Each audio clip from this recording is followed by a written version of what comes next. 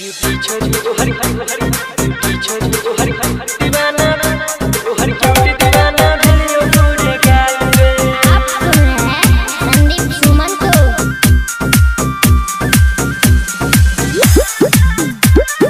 दिलियो पूरे गाल पे क्यूटी दीवाना दिलियो पूरे गाल पे। तू देख के पागल भेल छ हमर हिरनी जैसन चाल पे। तू देख के पागल भेल छ हमर हिरनी जैसन चाल पे।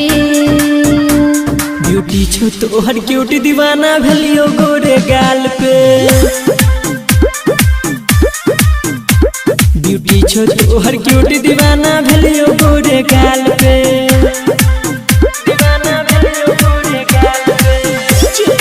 मुन्ना राज छो तो हर क्यूटी छो तो हर क्यूटी दीवाना भेलियो गोरे गाल पे। की बाजार मधुबनी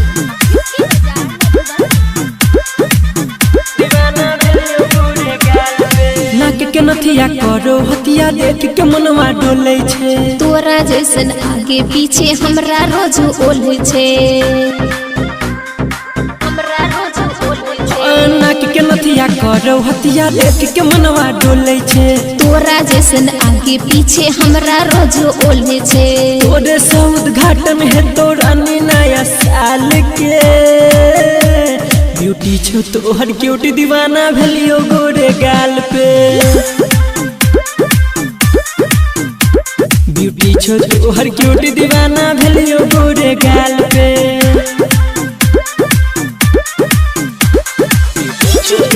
मुन्ना राज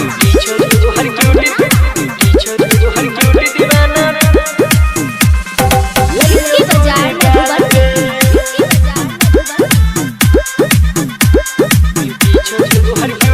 फिर ये नाने बोली तू ऊपर चढ़ के ले बात करे। लफुआ हमरा समझे साचे कहे छियो हमर हाथ धरे। कहे छियो हमर हाथ धरे। फिर ये नाने बोली तू ऊपर चढ़ के ले बात करे। मैं लफुआ हमरा समझे साचे कहे छियो हमर हाथ धरे। झूठो दर्द बनल छही हमारा कपार पे। ब्यूटी छो तो हर क्यूट दीवाना भेलियो गोरे गाल पे। ब्यूटी छो तो हर क्यूट दीवाना भेलियो गोरे गाल पे। मुन्ना राज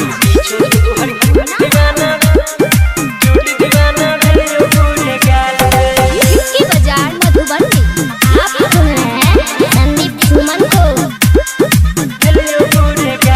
राइटर BKC संदीप सुने करे ने ये ना छेड़खानी। कोई नहीं पूछतो गे रानी जब ढैल जतो तोर जवानी। अक्षय अभिमन्यु संदीप सुने करे ने ये ना छेड़खानी। कोई नहीं पूछतो गे रानी जब ढैल जतो तोर जवानी। कहे छ तोरा याती बात बुझे कोनो हाल पे। ब्यूटी छो तो हर क्यूट दीवाना भेलियो गोरे गाल पे। ब्यूटी छो तो हर क्यूट दीवाना भेलियो गोरे गाल पे।